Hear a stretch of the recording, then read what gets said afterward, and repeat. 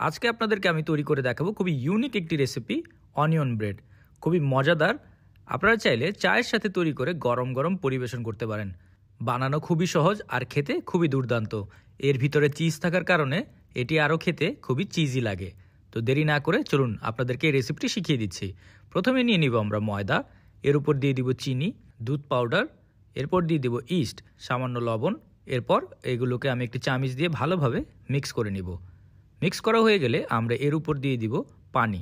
আমি এখানে ব্যবহার করেছি হালকা কুসুম গরম পানি। এরপর আমি এগুলোকে একসাথে মিক্স করে একটি নরম সফট ডো তৈরি করব। তার আগে আমি এর উপরে দিয়ে দিব সামান্য তেল।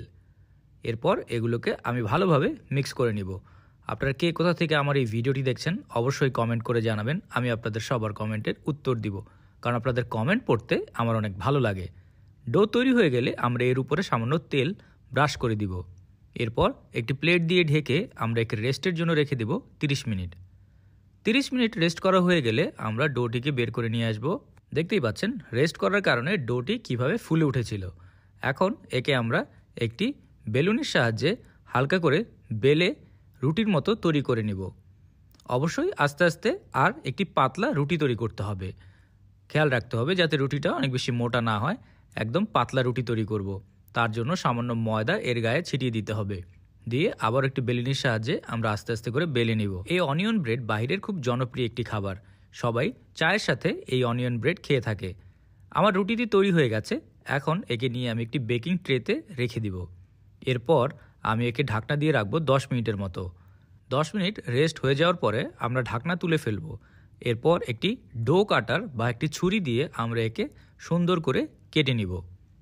দেখতেই পাচ্ছেন আমরা চারিপাশে ঘুরিয়ে ঘুরিয়ে একে কেটে নিয়েছি। এরপর এর উপরে আমরা দিয়ে দিব চিজ। আমি এখানে ব্যবহার করেছি মোজারেলা চিজ। আপনারা চাইলে অন্য যে কোনো চিজ এখানে ব্যবহার করতে পারেন। মোটামুটি আমরা এখানে অনেকগুলো চিজ ব্যবহার করব। এরপর এর উপর আমরা দিয়ে দিব ধনিয়া পাতা। ধনিয়া পাতা কুচি কুচি করে কেটে আমরা এর উপরে দিয়ে দিব। এরপর আমরা এর উপর দিয়ে দিব চিলি ফ্লেক্স। চিলি ফ্লেক্স দেওয়া হয়ে গেলে আমরা দিয়ে দিব এর উপরে পেঁয়াজ। এখানে আমরা অনেকগুলো পেঁয়াজ ব্যবহার করব। যেহেতু অনিয়ন ব্রেড তাই আমাদের অনেকগুলো পেঁয়াজ এর উপরে দিতে হবে। পেঁয়াজ দেওয়া হয়ে গেলে আমরা এর উপরে দিয়ে দিব সামান্য লবণ। স্বাদের জন্য আমরা সামান্য লবণ আর অরেগানো দিয়ে দিচ্ছি। দেওয়া হয়ে গেলে আমরা একে নিয়ে একটি ওভেনে দিয়ে দিব।